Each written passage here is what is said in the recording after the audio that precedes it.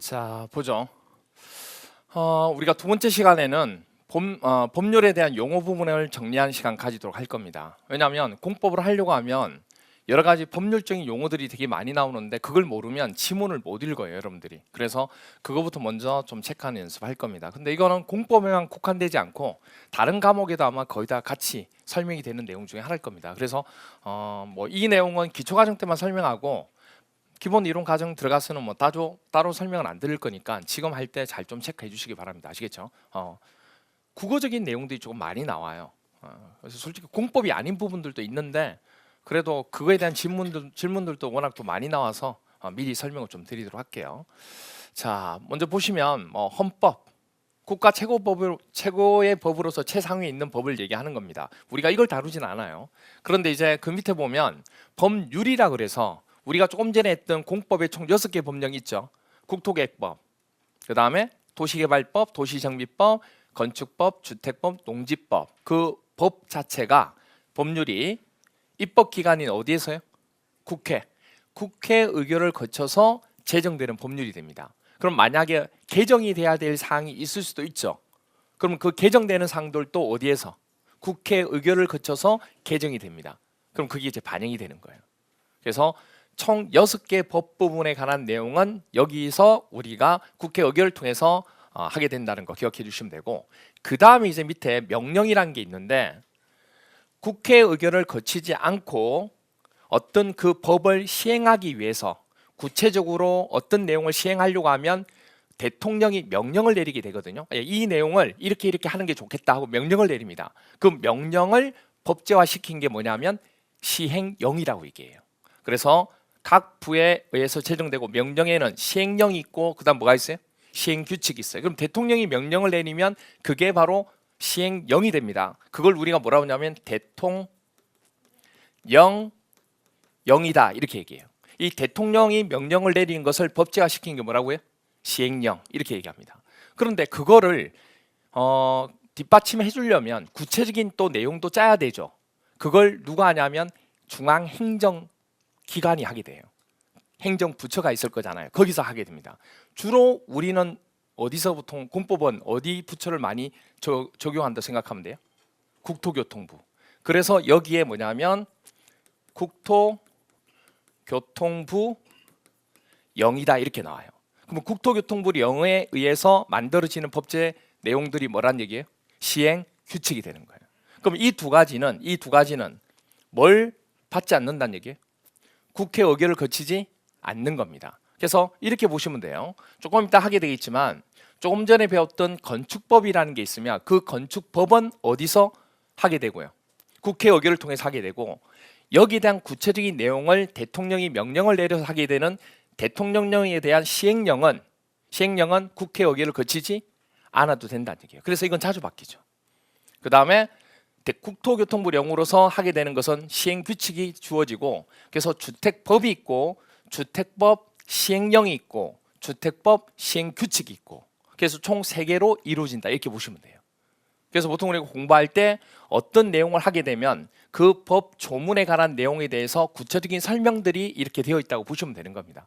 그래서 이게 원래는 3개를 봐야 되는데 기본서나 아니면 합격서나 이런 것들은 이 3개 법을 혼합적으로 만들어서 여러분들이 보기 좋게 만들어 놓은 책이라고 보시면 됩니다. 어쨌든 그렇게 되고요. 그 다음에 이제 고시인데, 행정기관이 누굴 위해서요? 일반 국민들에게 널리 알리기 위해서 관보에 공고하고 또는 자치법규는 지자체가 제정하게 되는 것을 우리가 고시한다 이렇게 얘기합니다. 그래서 이런 말을 되게 많이 써요. 법을 어떤 개정하고 제정하든지 하게 되면 어떤 또 사업에 대해서 뭔가 일어나게 되면 그걸 뭐 하게 된다고요? 고시한다 이런 말을 많이 쓰게 돼요. 여러분들 그런 내용에 대한 설명을 조금 드렸습니다. 그럼 구체적으로 조금 볼게요. 이 내용에 대해서 주택법을 한번 보도록 할게요. 이게 주택법 법 조문입니다. 그럼 주택법을 딱 열어보면 처음에 뭐가 있냐면 제1장이 나와요. 그래서 법에 대한 분류는 제일 먼저 장으로 분류가 됩니다. 1장, 2장, 3장, 4장 이런 식으로. 그럼 1장의 세부적인 내용에는 1장 안에는 뭐로 구성이 되냐면 조로 구성이 돼요. 그래서 1장, 제1장 아래에는 제1조, 제2조, 제3조 이렇게 구성이 된다는 얘기예요. 그 다음에 그 조에 대한 설명들을 동그라미 1번, 동그라미 2번, 동그라미 3번으로 표시하는데 이걸 동그라미 1번이라고 하지 않고 뭐라 불러요? 항이라고 얘기합니다. 그래서 이 동그라미 4번을 뭐라 읽어요? 사항 이렇게 얘기합니다. 그럼 사항에 주택법 제2조 사항에 보면 뭐가 나오냐면 우리 조금 전에 배웠던 거 아까 도시형 생활주택 기억나세요? 도시형 생활주택에 대한 정의를 얘기하고 있어요. 도시형 생활주택이란 얼마래요? 300세대 미만. 세대가 뭐냐면 가구 수를 표시하는 단위입니다. 가구 수를 표시하는 단위가 보통 단독주택은 호로 표시해요. 1호, 2호, 3호 이런 식으로. 그런데 공동주택은 뭐로 표시하는 줄 아세요? 세대 이렇게 표시합니다. 그래서 몇 세대란 얘기예요?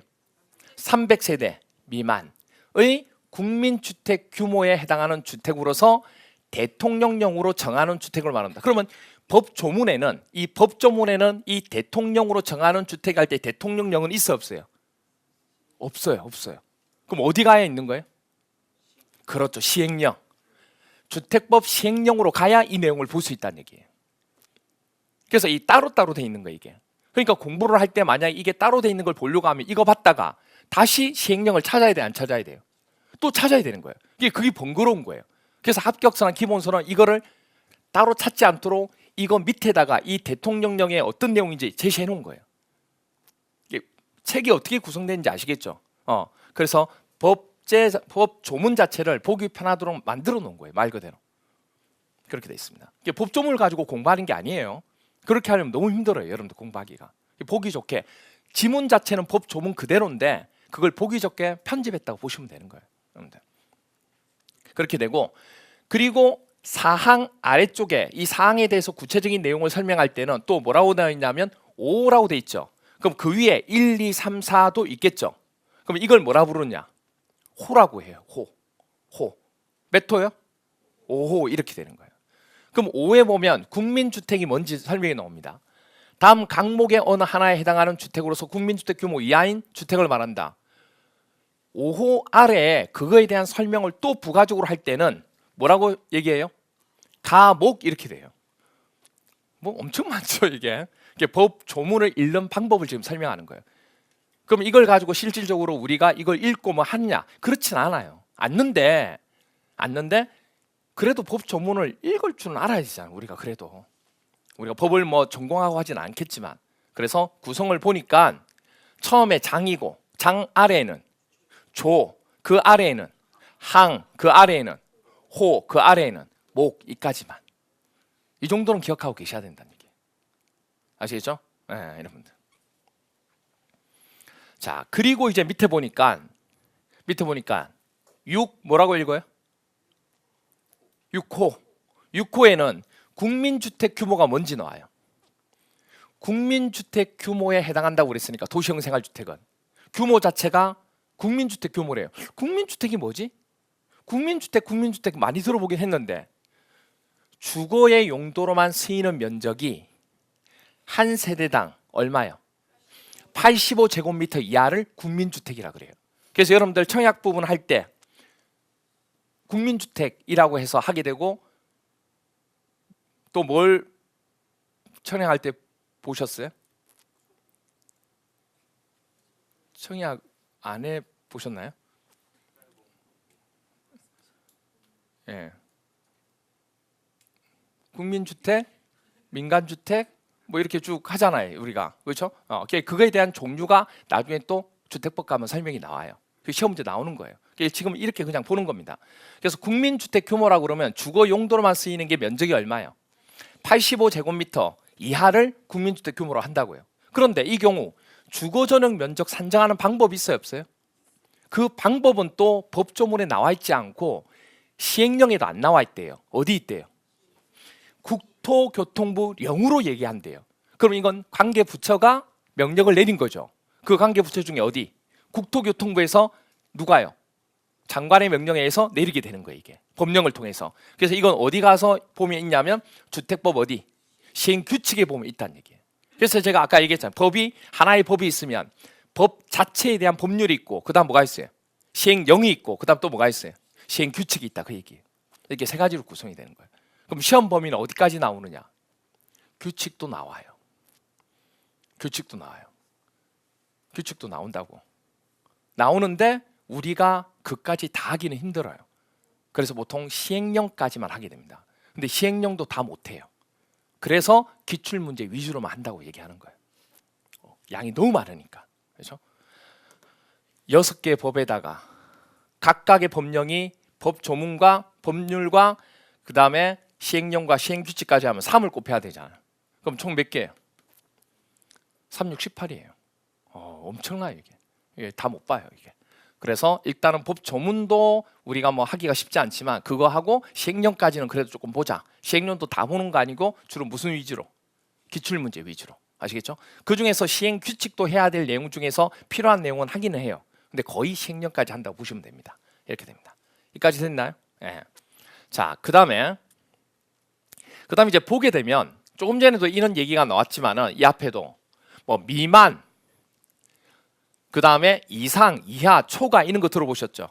이 내용 가지고 또 질문하는 경우도 되게 많기 때문에 누가 질문하면 여러분들이 질문하는 경우가 많아요. 그래서 이건 솔직히 공법이 아니고 국어잖아요 이거는. 근데 이것도 되게 물어봐요. 왜? 시험 문제에서 이 지문이 나오는데 이게 맞는지 틀린지를 물어보거든요. 자, 볼게요. 일정한 수량을 기준으로 표시할 때 이걸 쓰게 됩니다. 그때 이 기준점이 포함되느냐 포함 안 되느냐 그게 포인트가 돼요. 이상, 이하, 초과, 미만이 나오는데 기준점을 포함해서 그것보다 많은 경우는 뭐라 불러요? 이상.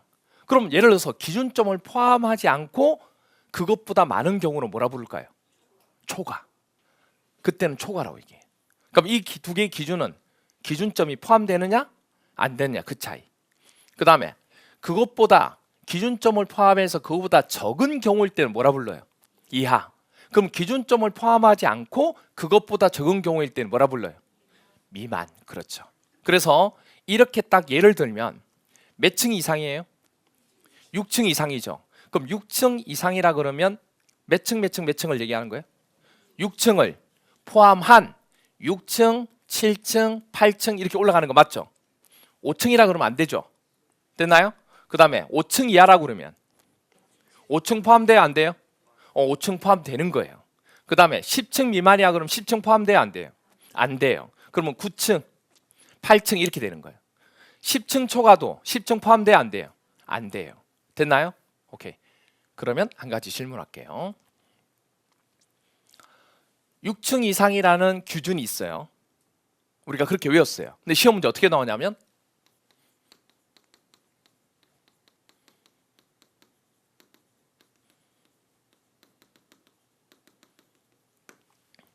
6층 이상 뭐 이렇게 해서 나왔는데 그렇게 외웠는데 문제 7층 이상으로 하여야 한다 이렇게 시험 문제 나왔어요.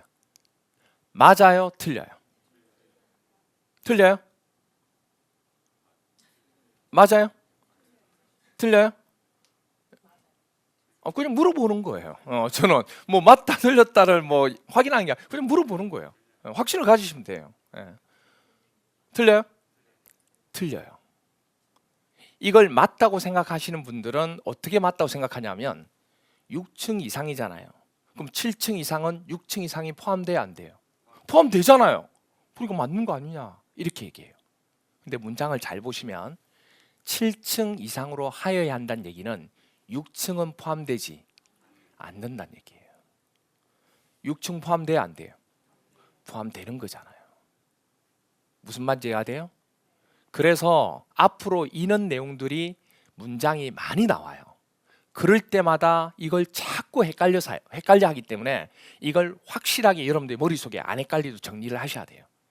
어떻게 하냐면 잘 들어보세요. 6층 이상인데 이게 이렇게 나왔어요. 7층으로 뭐 이렇게 나왔어요. 그럼 맞아요, 틀려요? 그럼 맞아요. 왜? 6층 이상에 포함이 되니까. 제한값이 없잖아요, 지금. 그러니까 무슨 얘기냐면 제 말은 앞으로 이런 걸 가지고 포함된다, 포함 안 된다 그런 거 고민하지 마시고 뒤에 이상, 이하, 미만, 초과가 들어가면 숫자가 틀리면 무조건 틀린 거예요. 무슨 말 이해가 돼요? 그런데 만약에 이상, 이하, 미만, 초과가 안 들어가 있는 지문이 나왔다고 그럴 때는 뭘 확인해야 돼요? 포함되는지 포함 안 되는지 확인하면 된다고. 그때는 숫자가 틀렸다고 해서 틀린 게 아니라고. 어떤 말인지 이해가 돼요? 그렇게 확실하게 정리해놔야 시험 문제에서 바로바로 풀어요. 근데 그게 확정이 안 돼 있잖아요. 그럼 시험 문제 풀 때 그때 고민하기 시작해요. 그럼 벌써 시간이 지나가는 거예요. 그럼 다른 사람 빨리 푸는데 혼자서 그거 시간 소비하면서 다른 문제 한두 개를 놓치게 되는 거예요.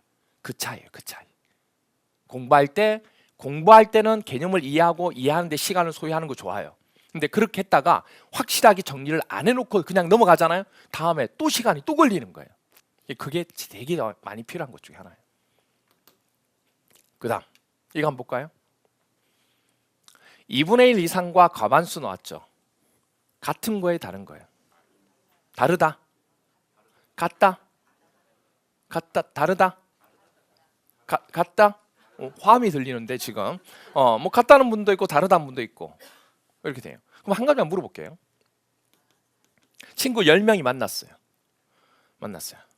만나가지고 이제 1차로 친구가 생일이라서 이제 뭐 밥을 먹었어요. 밥 먹고 2차로 이제 어디 가요? 예, 뭐 노래방 가기로 했다고 보자고요. 근데 친구들 10명이 모여서 야 우리 노래방 가자. 그러니까 어떤 친구는 야 집에 가자 그냥. 난 가기 싫어 했어요. 그럼 자 이러자. 그러면 가반수가 동의하면 노래방 가는 걸로 하자. 이렇게 얘기했어요. 얼마가 동의하면요?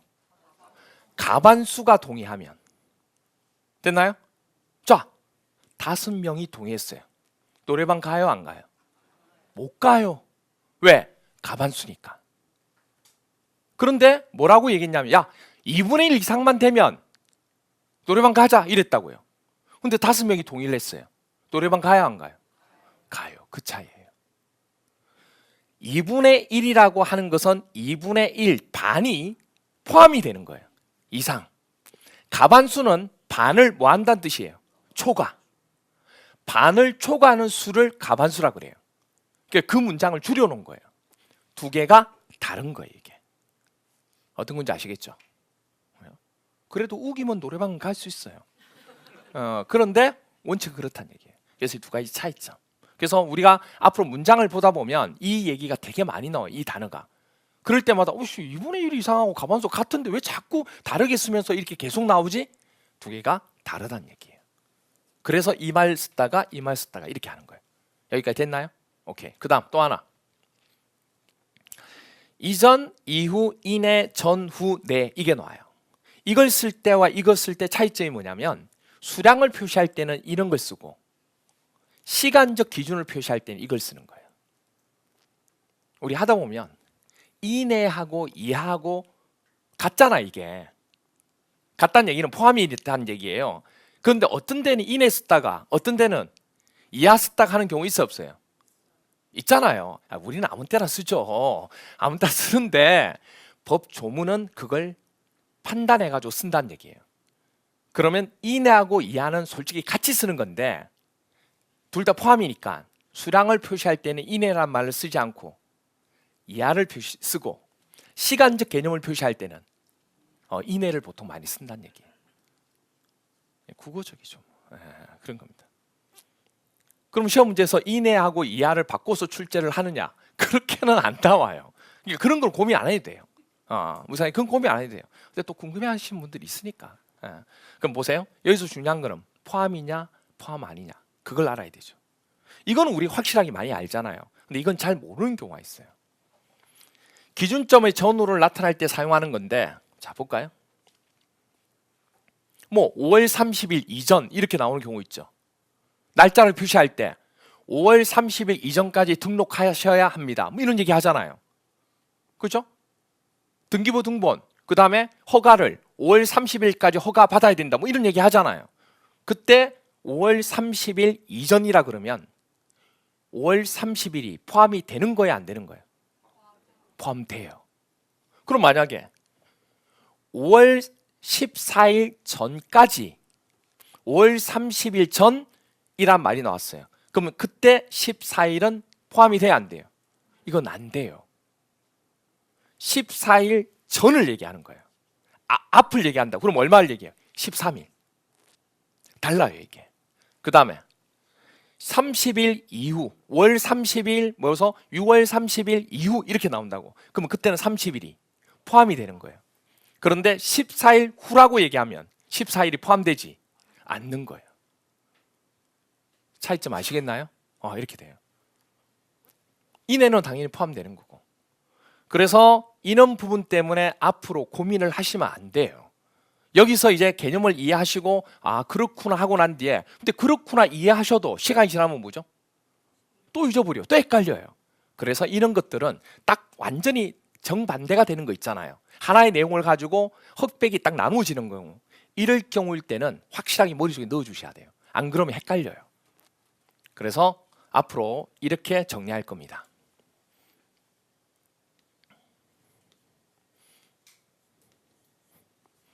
뭐가 포함되어 있어요? 이가 들어가 있죠. 이가 한자로 쓰면 이렇게 씁니다. 이게 이자예요. 이게 뭔지 알죠? 사람인. 이게 뭐예요? 지게. 사람이 뭘 하고 있는 거예요? 지게로 지고 있는 형상을 표시한 게 한자로 이가 돼요. 예. 그럼 지게는 사람과 한 몸이 되어야 효과를 발휘합니까? 떨어져 있어야 효과를 발휘합니까? 한 몸이 되어야. 그래서 포함한다는 개념이에요. 그래서 이자가 들어가면 무조건 기준점은 뭐가 된다? 포함이 되는 거예요. 됐나요? 그럼 이자가 안 들어가면 포함되지 않는다. 이자 들어갔어요? 안 들어갔어요? 들어갔죠? 여기 이 말고요. 예. 이자 들어갔죠? 그러면 포함, 불포함? 기준점이 포함. 이자 있어 없어요? 없죠. 포함되지 않는 거예요. 됐나요? 이런 식으로 항상 두 개가 상반되는 경우를 머릿속에 딱 넣어주셔야 다음부터 헷갈리지 않는 거예요. 근데 그냥 그렇게 이해하지 뭐 하고 넘어갔잖아요. 다음에 계속 헷갈리고 또 헷갈리고 또 헷갈리고 그게 반복돼요. 그래서 틀린 걸 또 틀리는 거예요. 내가 한번 틀렸다. 그럼 다음부터는 틀리지 않도록 어떤 방법과 수단과 방법을 가리지 않고 그걸 메꿔야 돼요. 그렇지 않으면 다음에 또 틀립니다. 그런데 거의 80%의 학생들이 틀린 걸 보죠. 또 틀려요. 희한하죠? 그래서 제일 중요한 객관식 시험에 제일 중요한 게 뭐냐면 틀린 것을 앞으로 틀리지 않는 연습하는 거. 그게 제일 중요해요. 새로운 거 아는 것보다는. 여기까지 됐어요? 오케이. 그럼 문제 풀어봐야죠 이제. 30일 시험 문제 나왔던 겁니다. 주택법령상 용어에 관한 설명으로 옳은 것은 동그라미 1번 OX 판단해 주세요.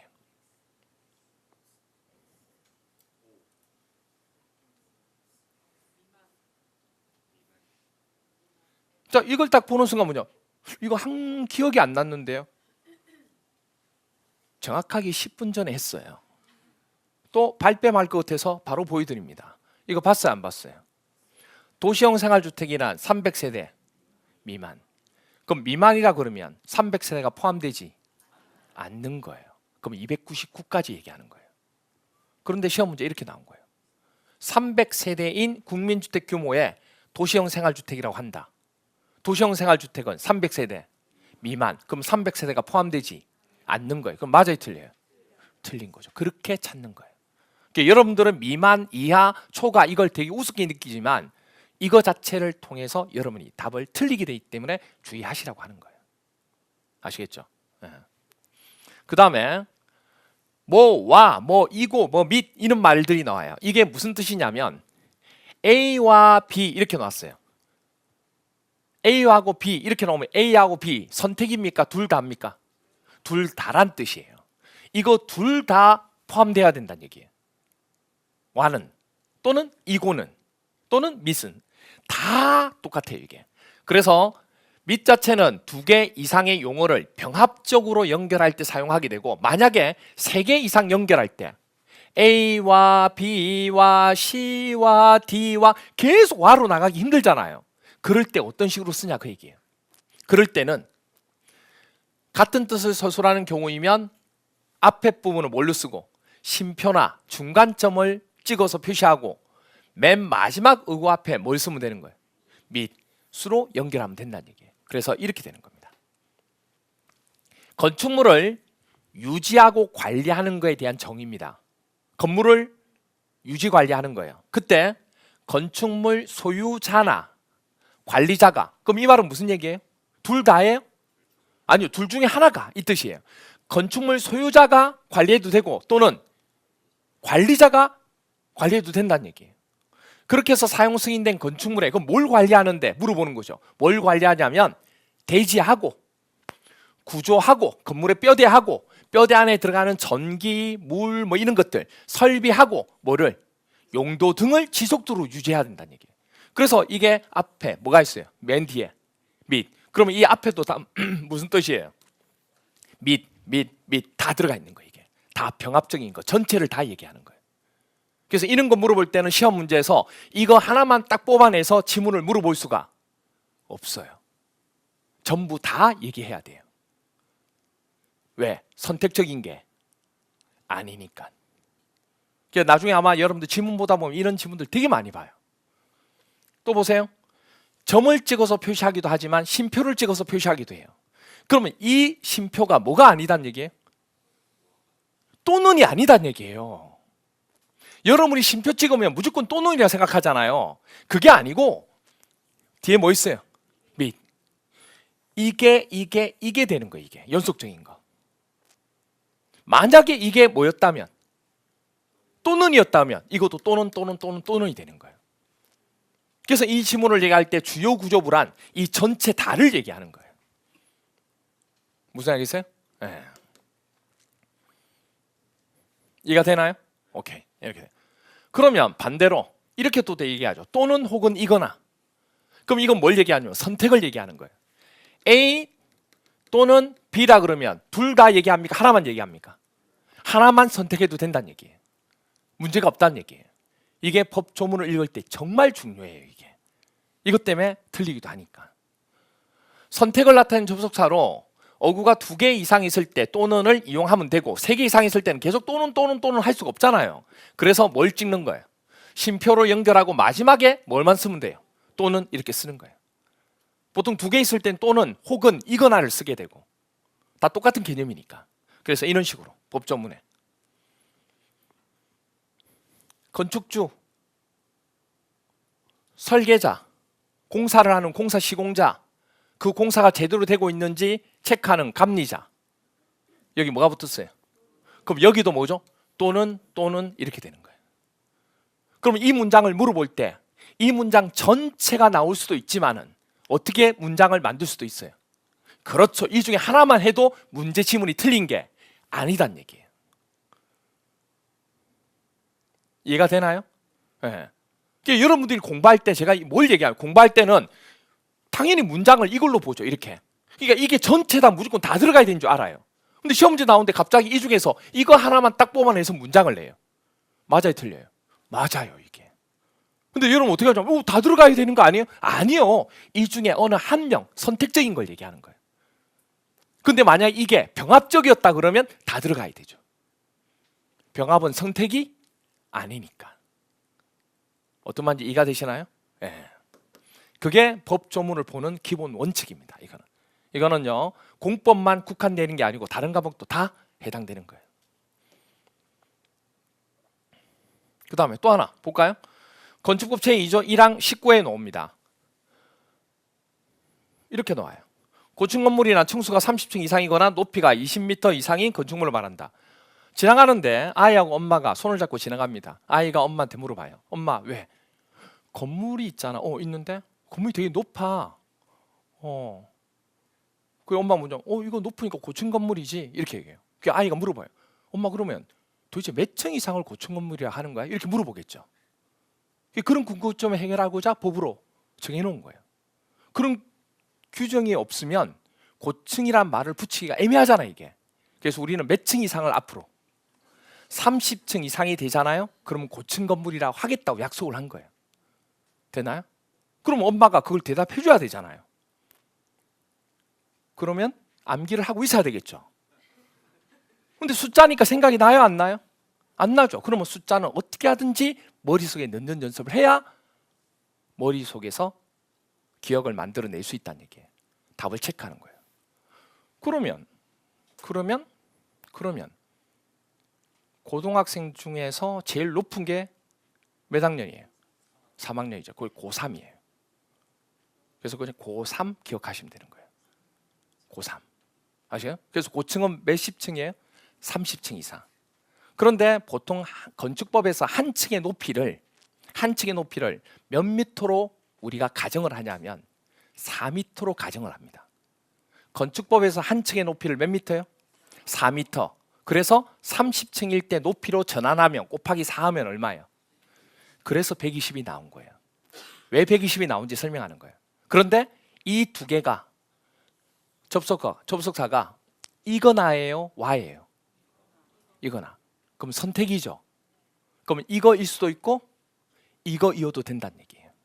그럼 예를 들어서 뭐냐면 건물의 높이가 층수가 29층이에요. 그럼 고층 건물이 안 되죠. 그런데 건물의 높이는 121m예요. 30층은 안 되는데 높이는 121m가 되는 경우도 있어 없어요? 층고가 높을 때, 층의 높이가 높을 때 그럴 수 있잖아요.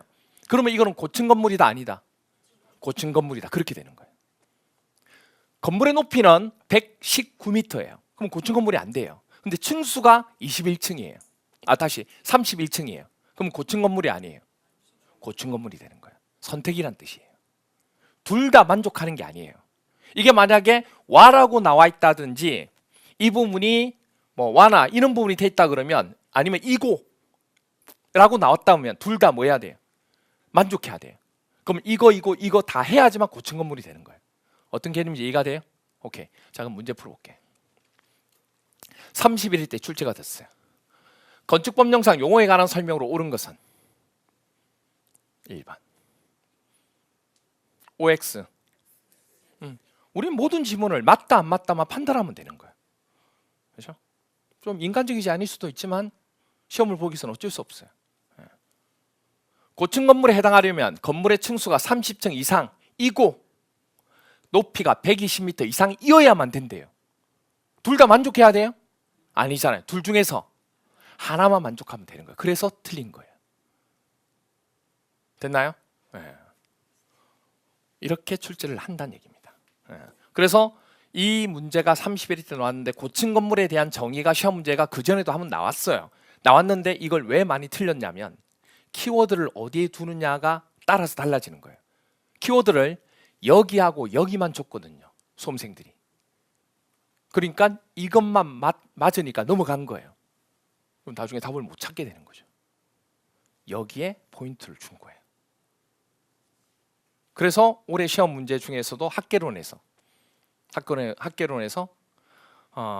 주택에 대한 종류 얘기하면서 4계층과 4층이 지문이 시험 문제 나왔거든요.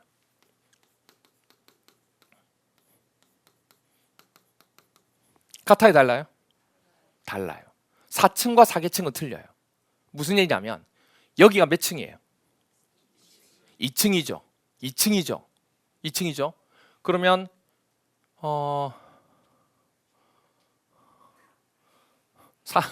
여기 4층에 뭐 있어요? 모르죠? 다이소가 있어요. 그냥 하는 얘기예요. 그럼 다이소가 어디 있어요? 4층에 있는 거예요. 근데 다이소가 4층 전체를 다 쓰는 거예요? 4층 전체는 다 쓰고 있죠. 그런데 4개 층을 다 쓰는 건 아니죠. 3층에는 에듀윌 있고 2층에도 에듀윌이 있잖아요. 어떤 말인지 이해가 돼요? 그러니까 위치를 표시할 때 어디입니까? 4층입니다. 그러면 주택으로 쓰는 층수가 몇 개 층입니까? 9층, 8층, 7층, 6층이 주택으로 사용하고 있습니다. 몇 개 층이에요? 4개 층이 되는 거예요. 어떤 말인지 이해가 돼요? 네, 그래서 두 개는 틀려요. 그래서 그걸 아는지 모르는지를 출제를 한 거예요. 그렇게 됩니다. 아무튼 그렇게 돼요. 그래서 그런 식으로 그래서 이거는 어떻게 보면 말장난이라고 볼 수 있지만 말장난이 아니고 개념을 물어보는 거예요. 그래서 제가 얘기했죠. 최근 트렌드가 어떤 암기도 중요하지만 그 암기, 살아는 걸 암기를 해야죠. 중요한데 왜 그게 그 부분이 되는지도 알고 외우라는 얘기예요. 그래서 그 원론적인 내용을 한번 물어보겠다는 얘기예요. 왜? 개념을 알면 이걸 맞추는데 개념을 모르면 숫자 4라는 것만 외우고 있을 거란 얘기예요. 아시겠죠? 예, 그런 개념이에요. 최근 트렌드가 그래요. 출제자들이 그만큼 고민하고 문제를 출제한다는 얘기예요. 왜? 그만큼 돈을 받으니까. 일주일 동안 감금돼 있거든요. 일주일 동안. 저 부산에 감옥이 있어요. 감옥은 아니고 호텔이에요. 오피스텔 아니고 호텔 비슷한 곳이에요. 거기에서 이제 들어가서 이제 일주일 동안 못 나오거든요. 거기서 출제를 하니까 그만큼 많이 만들어내겠죠. 문제를 정확하게. 이렇게 돼요. 자, 그러면 또 하나. 준용이라는 얘기 들어보셨나요? 이게 뭐냐면 유사한 내용의 조문을 되풀이하지 않고 그 조문에 필요한 사항만을 변경해서 적용할 때 그냥 준용한다 이런 말을 쓰게 돼요. 그럼 예를 들어서 제가 설명 한번 해볼게요. 자, 법조문에서 광역도시계, 혹시 여러분들 광역버스 아세요? 광역버스는 어디를 다녀요? 서울하고 경기도. 서울하고 경기도를 왔다 갔다 하는 버스를 뭐라 불러요? 광역버스라고 얘기하죠. 그럼 몇 개 도시를요? 2개 도시 이상을 왔다 갔다 하는 게 광역이에요. 즉 하나의 도시가 있고 하나의 도시가 있어요. 이 하나의 도시만 계획하면 도시계획이라 그래요. 그런데 이 도시를 몇 개? 2개를 묶어서 계획하면 무슨 도시가 돼요? 광역도시 계획이 되는 거예요. 그럼 이런 광역도시 계획을 짜겠죠. 수립한다는 얘기는 짠다는 얘기예요. 또는 짠 계획을 다시 변경할 수도 있어 없어요? 그때 할 때 이 도시가 기초적으로 인구수가 어떻게 되고 그 다음에 땅의 상태가 어떻게 되고 주위에 어떤 환경들이 있는 거 이런 거 조사를 해야 돼, 안 해야 돼요? 아니 하나의 도시를 계획하고 개발하는데 기초적인 조사는 당연히 해야 되잖아요. 그리고 또 하나 그곳에 있는 주민의 의견도 들어야 될까요? 안 들어야 될까요? 들어야죠. 주민의 의견 듣는 걸 뭐라고 부르냐면 공청회라고 그럽니다. 청문회 말고요. 그래서 이런 광역도시계를 수립하거나 변경할 때 공청회를 개최하는 주민 의견 들어야 된다는 얘기예요. 의견 설명하고 전문가 초빙해가지고 이렇게 진행한다는 거 얘기해주고 해야 된다는 얘기예요. 그게 납득한다는 얘기예요. 이게 없어서 마찰이 생기잖아요. 어떤 얘기인지 이해가 돼요? 그러면 2개 이상의 도시를 계획할 때 광역도시인데 하나에 대한 도시는 도시군이라는 말을 쓰거든요. 조금 이따 배우겠지만 그러면 여기서 하나의 도시를 기본적으로 계획하고 수립할 때 당연히 2개 이상의 도시를 할 때도 기초조사하고 공청회를 했는데 하나의 도시를 계획할 때 기초조사하고 공청회 해야 돼, 안 해야 돼요? 당연히 똑같이 해야죠. 똑같은 과정으로. 그럼 이 말을 되풀이해서 해야 되죠.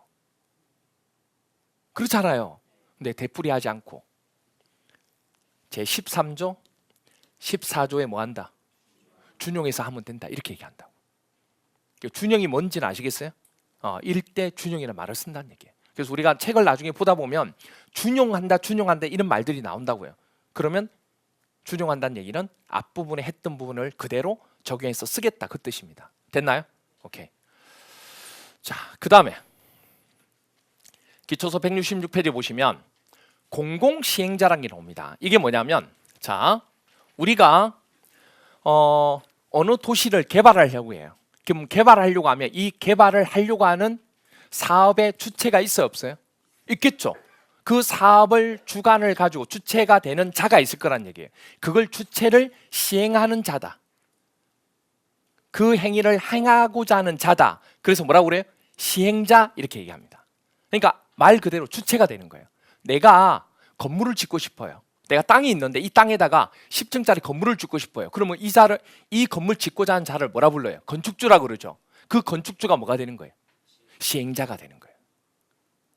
보통 사업을 얘기할 때 시행자라 쓰고 그냥 건물 하나를 지을 때는 그냥 건축주 이런 말을 쓰는 거예요. 우리가 여기까지 됐나요? 그러면 이 사업을 진행하게 되는 주체가 되는 시행자는 그 자가 공공에 대한 목적을 가지고 하는 공공인 시행자가 있을 수도 있고 반대로 누가 있을 수도 있어요? 개인의 목적을 가지는 민간 시행자가 있을 수 있다는 얘기예요. 이게 크게 2가지입니다. 그 민간 시행자는 종류가 워낙 많아요. 그걸 다 못 외워요. 그래서 우리 뭐만 머릿속에 넣냐면 공공 시행자만 머릿속에 넣을 겁니다. 그럼 그거 외에 나머지는 뭐라고 생각하면 돼요? 민간이라고 생각하면 돼요. 됐나요? 그래서 앞으로 우리가 이 내용은 정말 많이 나옵니다. 이 자체는. 그래서 외우는 게 아니고 그냥 하다 보면 자연적으로 머릿속에 들어가게 돼요. 그래서 공공 시행자를 보면 첫 번째가 당연하죠. 국가나 지방자치단체. 여러분들 국가나 지방자치단체가 뭘 하는 거냐면 어떤 그 지역에 건물을 짓고자 한다. 어떤 사업을 하고자 한다. 그럼 그 사업을 허락해 주게끔 하는 자가 누구예요? 이 자들이에요. 행정기관이니까. 사업해도 돼? 아니, 사업하면 안 돼. 그러니까 허가나 인가나 이런 걸 해주는 게, 허락을 해주는 자가 이자들이라고. 근데 이자가 직접 사업을 할 수도 있어, 없어요? 있죠. 그러면 이자도 뭐가 될 수 있는 거예요? 시행자가 되는데 이자는 사적인 게 아니고 뭐가 돼요? 공적인 거니까 공공시행자라고 분류한다는 얘기예요. 이해가 되나요?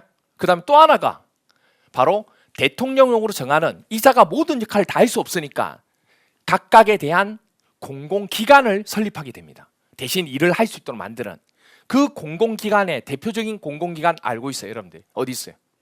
LH공사 들어보셨어요? 이게 공공기관이에요. LH 할 때 L이 뭐예요? 토지, 랜드. H가 하우스. 그렇죠? 네. 그래서 토지, 주택이란 말을 쓰는 거예요. 아주 간단하죠.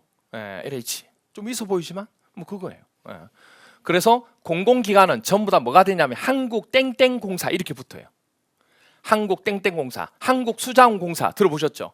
한국 땡땡공사, 한국농어촌공사, 한국관광공사, 한국철도공사. 이것만 한국 뭐 공사가 아니고 이건 매입 공공기관 기준 자체가 틀리니까. 그래서 공공기관은 이렇게 기억하면 돼요.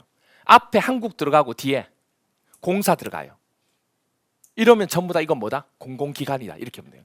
그럼 이자들은 사업을 하게 되면 사업 시행자가 되는데 그때 어디에 분류된다는 얘기예요? 민간이에요, 공공이에요? 공공에 분류된다는 얘기예요. 그 다음 또 하나, 정부 출연기관이에요. 공공기관도 있는데 정부에서 출연한 기관도 있어요. 대표적으로 뭐냐면 국가철도공단법에 따른 국가철도공단이 있어요. 국가철도공단. 그리고 제주특별자치도 뭐 쭉 해가지고 제주국제자유도시개발센터도 있어요. 이 두 가지가 정부 출연기관. 2번은 잘 쓰지 않고 국가철도공단을 우리가 쓰게 됩니다. 그래서 국가철도공단하고 한국철도공사하고 헷갈리면 안 돼요. 한국철도공사는 공공기관이고 국가철도공단은 정부 출연기관이에요. 이게 좀 달라요. 이게 이렇게 돼요. 어쨌든 이렇게 돼요. 어쨌든 이자들도 정부에서 행하는 기관이기 때문에 어디에 분류되는 거예요? 공공시행자로 분류되는 거예요. 그 다음 또 하나가 지방공기업법에 따라 설립된 지방공사가 또 있거든요. 이 지방공사도 어디에 분류되는 거예요? 공공시행자에 분류됩니다. 됐나요? 그럼 이 외에 사업을 하게 되는 시행자는 다 뭐로 분류한다? 민간. 이렇게 구별하시면 편해요. 아시겠죠? 그래야 나중에 헷갈리지 않습니다. 근데 여기서 조심하실 거, 이자들은 다 공공사업을 하게 된 주체가 되는 시행자인데 이 중에서 인허가, 어떤 사업을 할 때 허가나 인가를 해주는 자는, 그러니까 인가나 허가는 뭐냐면 허락을 해준다 그 얘기예요. 이 지역에 할 수 있다 없다 그 기준을 가지고 그렇게 해주는 자는 누구밖에 없어요? 지자체, 즉 국가나 지자체, 행정기관밖에 없어요. 그러니까 뭘 제가 설명하는 거냐면 행정기관인 자가 자기가 사업을 직접 하면 공공시행자에 속하는 거 맞는데 이 지역에 허락을 해주고 사업을 하게끔 인허가를 해주는 자는 이자만 해당하는 거지 공공기관과 정부 출연기관과 지방공사는 그 권한이 있다 없다? 없다는 얘기예요. 그러니까 왜 이 얘기를 하냐면 공공시행자에 이자가 같이 포함되다 보니까 이자들도 인허가를 할 수 있다고 생각하는 거예요. 돼야 안 돼요? 당연히 안 돼요. 이건 행정을 알고 있는 사람들은 당연히 아니라고 생각하는데 잘 모르시는 분들, 처음 하시는 분들은 이걸 헷갈려 할 수 있다고. 그래서 공공사업에 대한 시행자에 속하는 거지 인허가를 해줄 수 있는 역할을 할 수 있는 거는 된다 안 된다? 안 돼. 그는 누구만 하는 거예요? 행정청만 가능한 거예요. 아시겠죠? 그걸 구별을 해달라 그 얘기예요. 그렇게 됩니다. 됐나요? 오케이. 그래서 두 번째 시간에는 법률, 우리 공법에 사용되는 법률 용어에 대해서 우리가 설명을 좀 드렸고 조금 쉬었다가 오늘 하는 것 중에 제일 중요한 걸 이제 설명을 드릴 겁니다. 체계라고 하는 부분인데 체계도가 총 우리가 기초과정 때 해야 될 게 15개, 공법 총 6개 법령을 우리가 공부할 때 체계도가 총 15개가 필요해요. 뭐 많이 필요한 것도 아니고 딱 15개. 그 15개를 기초과정 때 다 외울 겁니다. 제가 숙제도 내드리고 숙제 홍보 체크도 하고 막 그렇게 할 거예요. 왜? 이걸 안 해놓으면 나중에 정말 많이 힘들어지니까. 그래서 오늘 이 15개 중에서 한 개를 할 거예요. 한 개. 이게 책에 있습니다. 책에 있어요. 책에 있는데 혹시 책 없는 분들도 있을 수 있기 때문에 제가 다음 주에 15개 책의 도만 뽑아서 프린트로 드릴 거예요. 그러니까 뭐 없어도 크게 상관없으니까 그렇게 봐주시면 됩니다. 조금 쉬었다가 체계도 부분 들어가도록 하겠습니다.